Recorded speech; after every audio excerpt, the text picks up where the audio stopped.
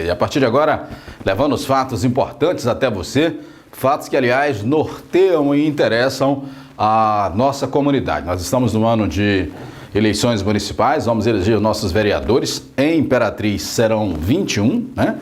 Vamos eleger o nosso prefeito e o vice-prefeito. Portanto, todos esses fatos do calendário político interessam à comunidade. Aí você faz aquela reflexão.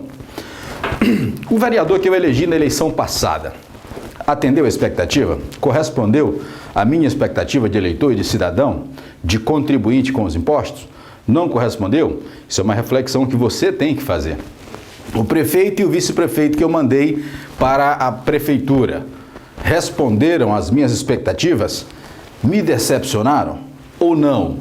Tudo isso é você, no seu livre-arbítrio de convencimento individual, que vai analisar e vai decidir para escolher se continua, né, dentro dessa visão com o grupo, se muda e aí atende à legislação no princípio da alternância de poder. Então só você pode exercer essa mudança com a sua cidadania no período propício, que é justamente na eleição ou nas eleições municipais de 2016.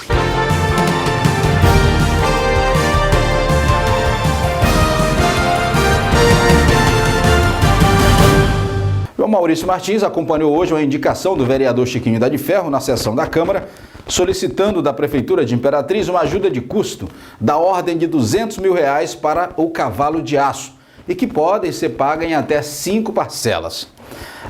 Até aí tudo bem, né? O vereador acha que deve fazer esse pedido para o município. A gente só não sabe se as contas e a saúde financeira do município estão suficientemente bem para fazer isso. Mas eu conversei com o assessor do vereador Chiquinho, o Maurício, que por coincidência é ex-presidente do Conselho Deliberativo do Cavalo de Aço, provavelmente beneficiado, e também membro da atual gestão do Conselho. Vamos ver.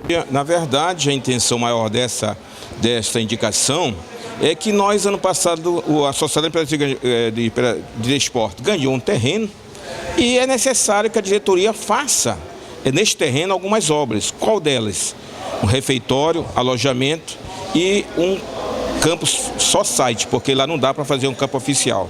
E a única maneira de se fazer alguma coisa nessa área que a diretoria ganhou, da prefeitura inclusive, é com recursos oriundos do esporte. E a Secretaria de Esporte de Imperatriz, assim como a prefeitura, naturalmente, tem verbas que poderiam alocar para a construção, o início de alguma coisa nesse terreno. Eu acredito muito que, não só como assessor, mas como desportista, que é necessário fortalecer qualquer time da região com as pratas de casa, com jogadores da região tocantina.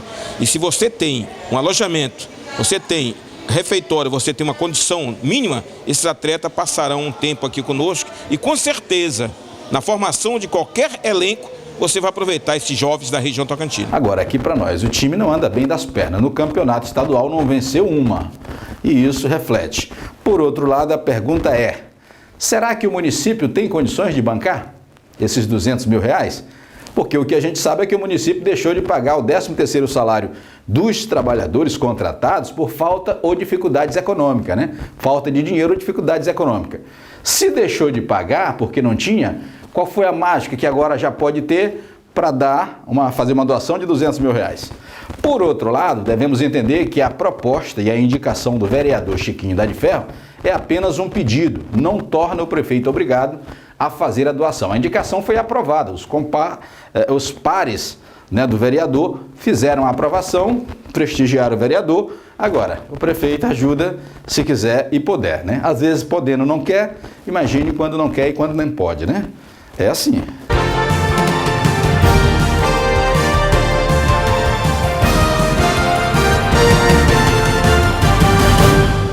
Eu conversei com o João Silva sobre tudo isso que se deu, a ausência do Chico do Planalto na sessão e o pedido formal por escrito aos vereadores com relação às desculpas. Vamos ver.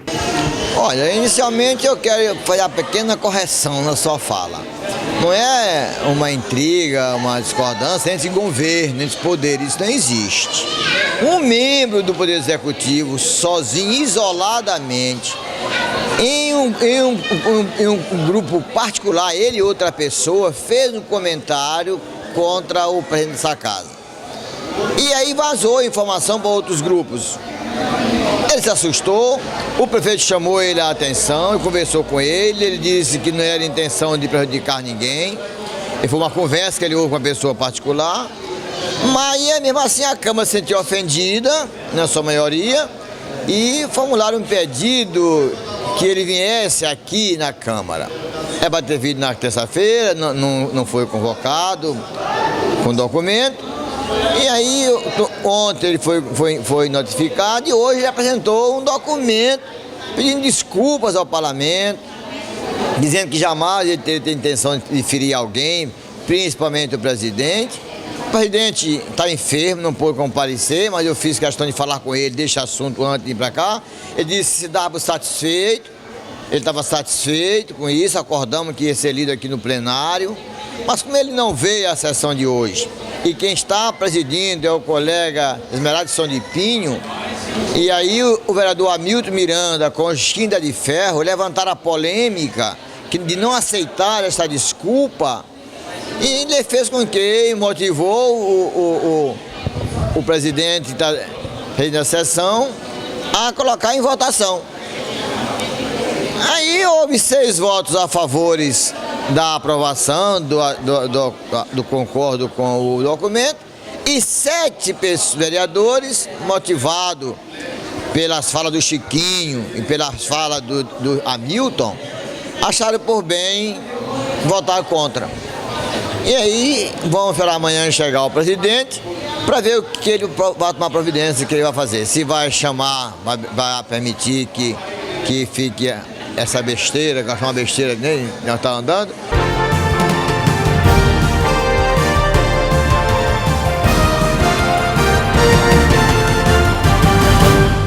O fato é que o vereador Zé Carlos não esteve na Câmara nesta quarta-feira. A informação de que ele, por problema de saúde, não pôde comparecer. E isso, com a sua ausência, oportunamente, Francisco do Planalto mandou, até nisso houve coincidência, né? Na ausência do Zé Carlos, chegou o pedido por escrito das desculpas do Chico Planalto. Os vereadores imediatamente entenderam que deveria aceitar, porém depois 6 aceitaram o pedido escrito, 7 não aceitaram, né? Então ficou de deliberar para que ele se apresente pessoalmente. E enquanto isso, a sessão foi presidida pelo vice-presidente, vereador do PSDB, Esmeraldson de Pinho. Aliás, daqui a pouquinho, deixa eu fazer um intervalo, que aí eu volto já após o intervalo e já trago a entrevista com o Esmeraldson, que vai falar sobre esse assunto também, uma entrevista mais aqui. Na verdade, primeiro justificar a ausência do vereador Zé Carlos, que me ligou logo cedo, ontem eu visitei ele, ele foi acometido aí, acreditamos que por uma dengue, infelizmente, está, porque para o vereador Zé Carlos faltar, ele tem que estar muito doente. E com relação à sessão, a democracia é isso mesmo.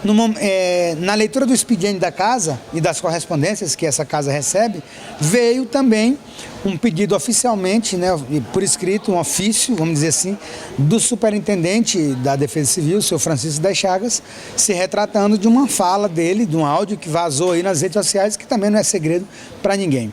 Nós colocamos em votação a aceitação ou não desse documento, porque o pedido de comparecimento do funcionário, do servidor a esta casa também foi apreciado por este mesmo plenário. Então, é democrático ouvir aquela mesma parcela, né, de atores que participaram do primeiro momento.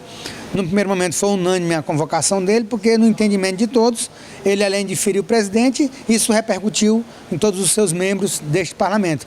E aí nós entendemos por bem, democraticamente, quando eu cheguei para assumir os trabalhos, a pauta já estava definida, o vereador Zé Carlos não teve condições, teve que se ausentar. E aí houve essa discussão acirrada, que é do modelo democrático, e aí a maioria, né, por um voto a mais, não aceitaram o pedido daquela forma. Amanhã, na volta dos trabalhos, o vereador Zé Carlos vai se inteirar, porque você observou aqui, é bom que o seu telespectador entenda, alguns vereadores entenderam que a ofensa foi ao presidente e não ao parlamento. Então, nada melhor do que o próprio presidente se manifestar, né, nessa questão e dar um parecer ou dar um encaminhamento que ele entender que seja o mais racional possível.